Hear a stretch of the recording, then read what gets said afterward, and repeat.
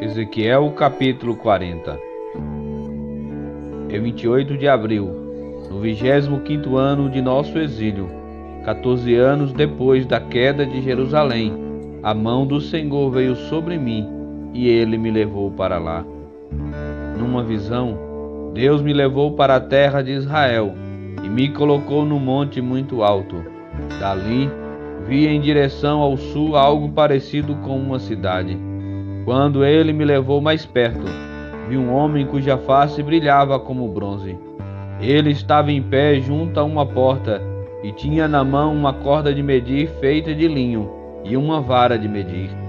Disse-me: Filho do homem, observe e ouça. Preste muita atenção a tudo o que lhe mostrarei. Você foi trazido aqui para que eu lhe mostre várias coisas. Depois você voltará ao povo de Israel e contará tudo o que vi. Vi um muro que cercava completamente a área do templo. O homem pegou a vara de medir de 3 metros de comprimento e com ela mediu o muro, que tinha 3 metros de espessura e 3 metros de altura. Em seguida, foi à porta leste, subiu os degraus e mediu a soleira da porta, que tinha 3 metros de profundidade.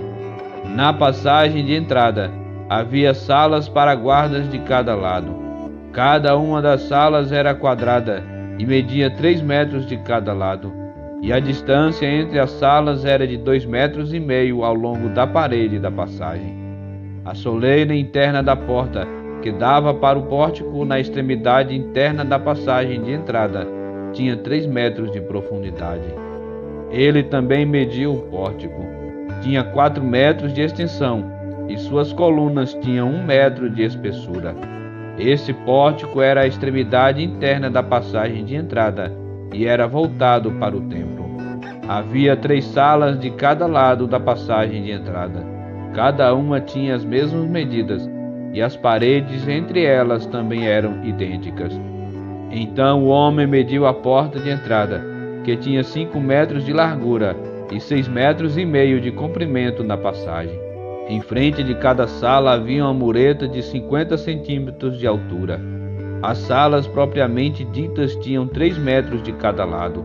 Então ele mediu toda a largura da porta, a distância desde a parede dos fundos de uma sala para guardas até a parede dos fundos de outra sala.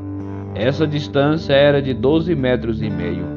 Mediu as paredes divisórias ao longo de todo o interior da passagem até o pórtico. A distância era de 30 metros. O comprimento total da passagem, de uma extremidade à outra, era de 25 metros. Nas paredes das salas e em suas paredes divisórias havia janelas embutidas, que se estreitavam em direção à porta interna. Também havia janelas no pórtico. As superfícies das paredes divisórias eram enfeitadas com entalhes de palmeiras. Então o homem me levou pela entrada até o pátio externo do templo. Ao longo das paredes do pátio havia uma calçada, e junto às paredes havia 30 salas que abriam para a calçada.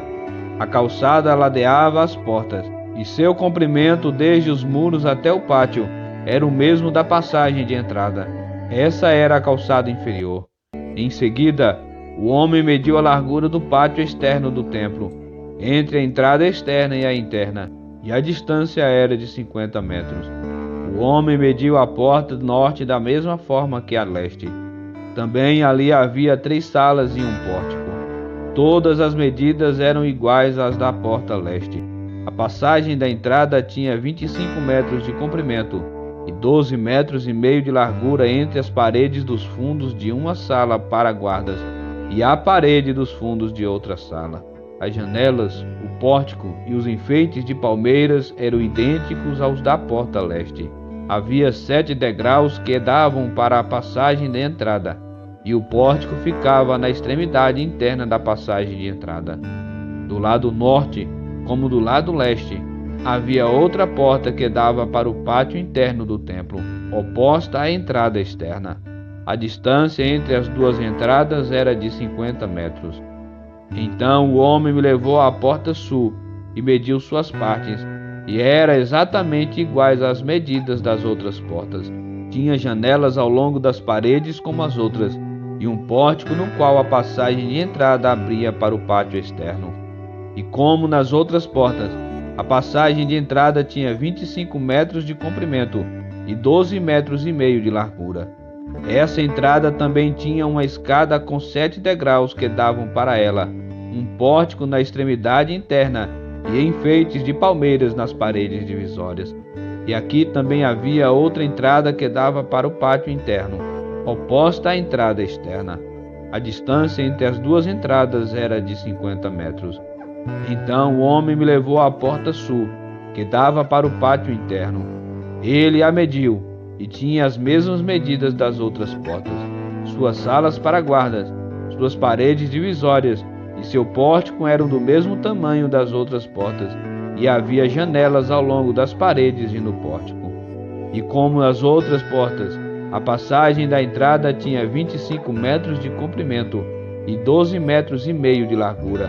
Os pórticos que davam para o pátio interno tinham 4 metros de comprimento e 12 metros e meio de largura. O pórtico da porta sul ficava voltado para o pátio externo. Suas colunas eram enfeitadas com palmeiras e 8 degraus subiam até sua entrada. Então ele me levou à porta leste, que dava para o pátio interno. Ele a mediu e tinha as mesmas medidas das outras portas. Suas salas para guardas, suas paredes divisórias e seu pórtico eram do mesmo tamanho das outras portas, e havia janelas ao longo das paredes e no pórtico. A passagem da entrada tinha 25 metros de comprimento e 12 metros e meio de largura. Seu pórtico ficava voltado para o pátio externo. Suas colunas eram enfeitadas com palmeiras, e 8 degraus subiam até sua entrada. Então ele me levou à porta norte, que dava para o pátio interno.